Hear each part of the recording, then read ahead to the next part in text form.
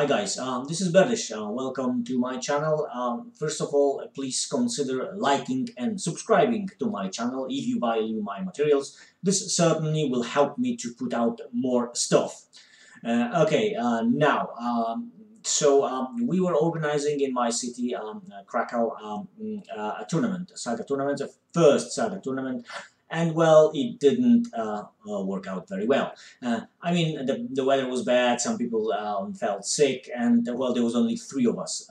But since we were together, we decided to play a multiplayer battle. Well, it's not a technical battle report. It's kind of narrative, so no, dice throwing or battle boards. So if you enjoy this kind of stuff, yeah, you may like it. I hope I didn't butcher the English too much. The same goes for the few Gallic words that I use for naming things. Anyway, enough talking. Let's get down to business. I shall tell you a story of a battle long time ago. Viking raiders were rampaging through the lands of the Scottish clans. They encountered no resistance, and soon they found themselves near the borders of the anglo-saxons. The border was set close to farm of one Ælfric, Saxon by birth, and close to the Searshe swamps.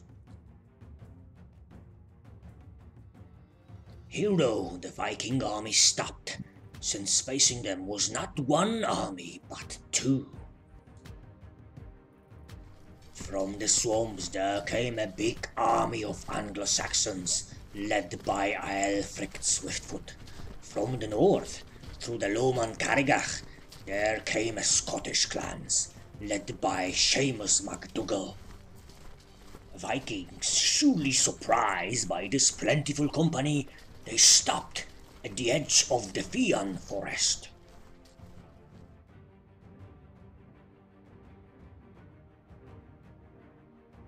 The day was about to get bloody.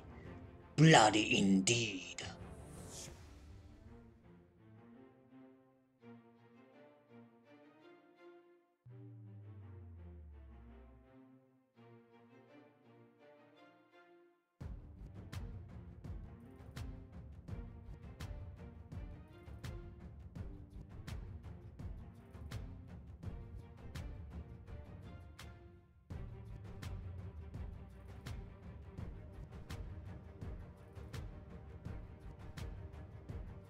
Scots were first to move, their cavalry riding towards strategically positioned hill.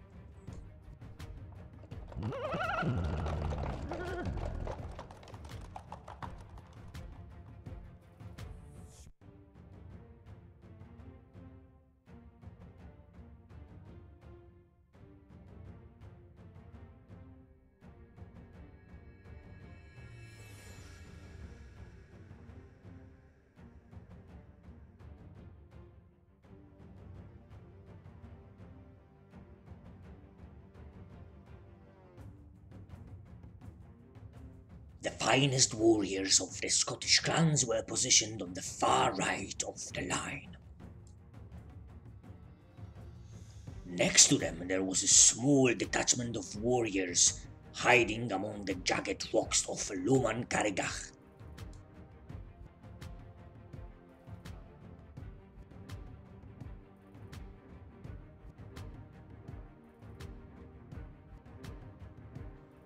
Next to take the action were the Anglo-Saxons.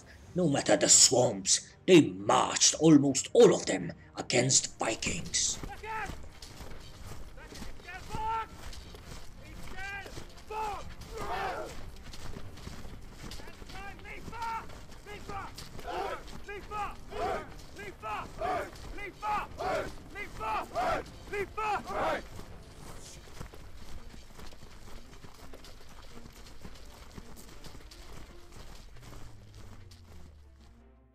But since they were not sure what the Scots are up to, they left a small detachment of warriors on their right flank.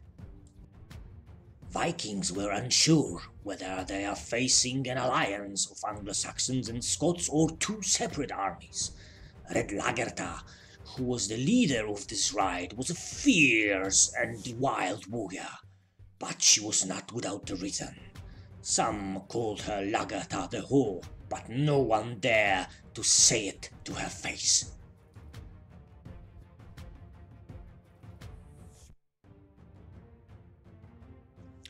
The alliance situation became clear soon enough when the group of Scottish archers shot at the Anglo-Saxons, killing few of them.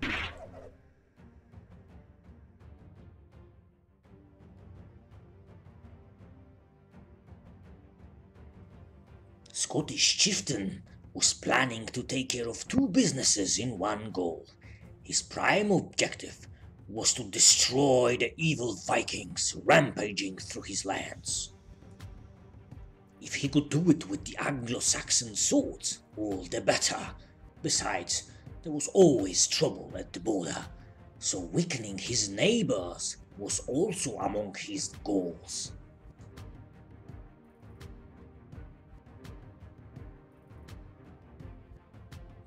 In the meantime, Red Lagertha realized what the situation really was and started to act.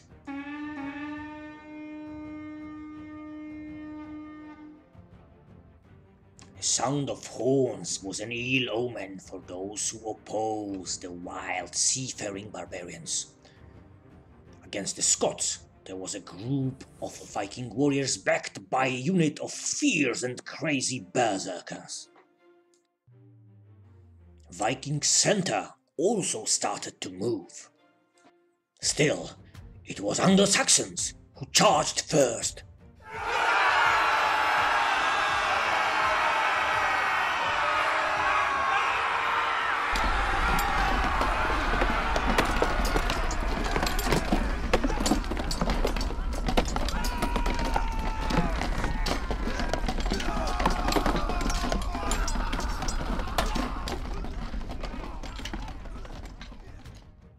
Despite the numerical advantage and impetus charge, Anglo-Saxons were driven off by Vikings.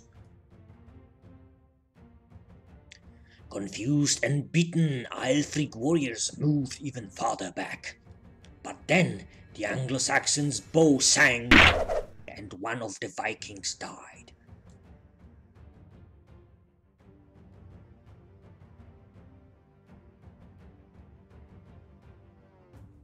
And then you could hear more arrows being released. But these were Scottish bows, and few more Anglo-Saxons had died. Battle that started to unravel was everything that Scottish chieftain Seamus MacDougall dreamed of. Therefore, he decided to cautiously put pressure on both enemy armies, on Vikings and on Anglo-Saxons as well.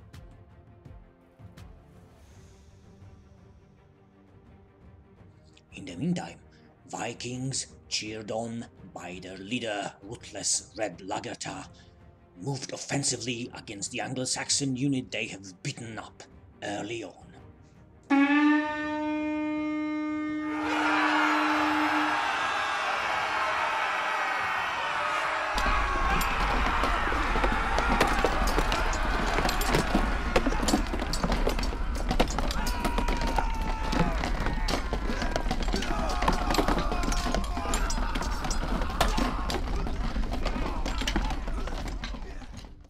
This fight was a bloody business, but when it was all over, this time it was Vikings who had to retreat.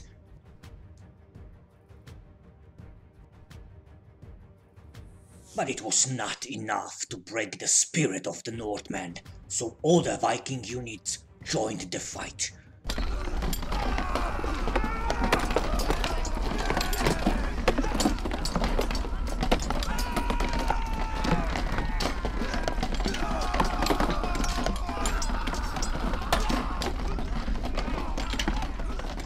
The Anglo-Saxons unit was completely annihilated. Left side of the Viking army, though, was still waiting for enemy to decide whether they want to attack or not. Therefore, one of the Vikings' unit moved back into the shadow of the Fiáin Forest, leaving only the berserkers in the clear, waiting impatiently for the enemy to come. Scots, however, according to their plan, were not in any haste to interrupt the battle between the Vikings and the Anglo-Saxons. So they continued cautiously toward both armies.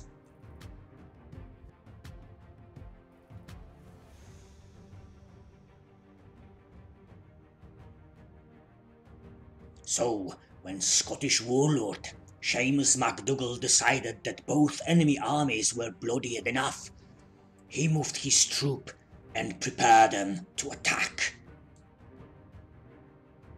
This was all that wild Viking berserkers were waiting for. They descended upon Scottish noblemen like crazy howling banshees, hacking and slashing. But even though they sacrificed a lot, they were not able to break the Scotsmen. Only 2 of them died, yet all the berserkers ceased to exist. Large group of Scottish warriors attacked Fiáin Forest and the Vikings that were hiding there.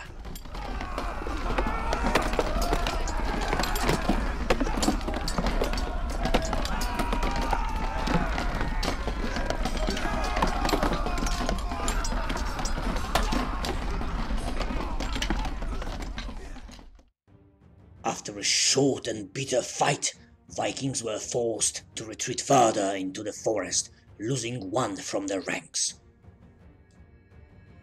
In the meantime, on the far right, Anglo-Saxons versus Vikings grudge match was far from over.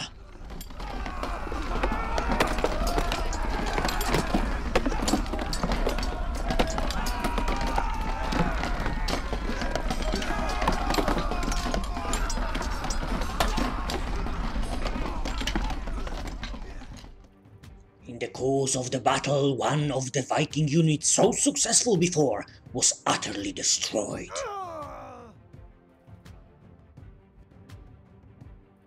You could hear the clash of arms in the Fiáin Forest again.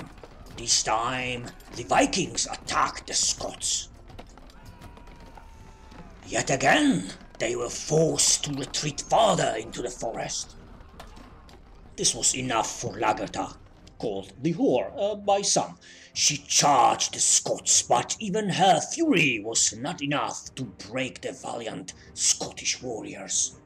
From the south, carried on the wings of victory, Anglo-Saxons entered the forest attacking Vikings' archers. Well, the forest was becoming a pretty crowded place. Pressed hard, Vikings were counter-attacking the Scots, but no breakthrough was achieved.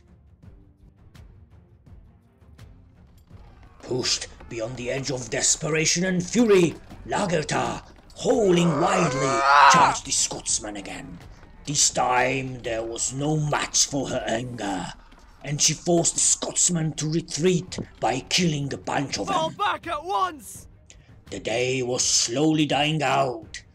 All the units of all the armies were retreating slowly, and it was becoming clear that it was Seamus MacDougall who won the day by achieving all his objectives.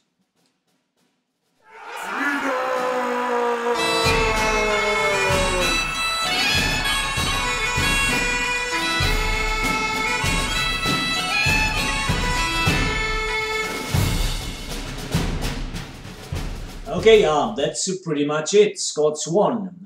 So yeah, I do hope you liked it, and I would like to hear from you in the comments if you do like this kind of battle reporting. And well, that's it for now. So till the next time. Cheers.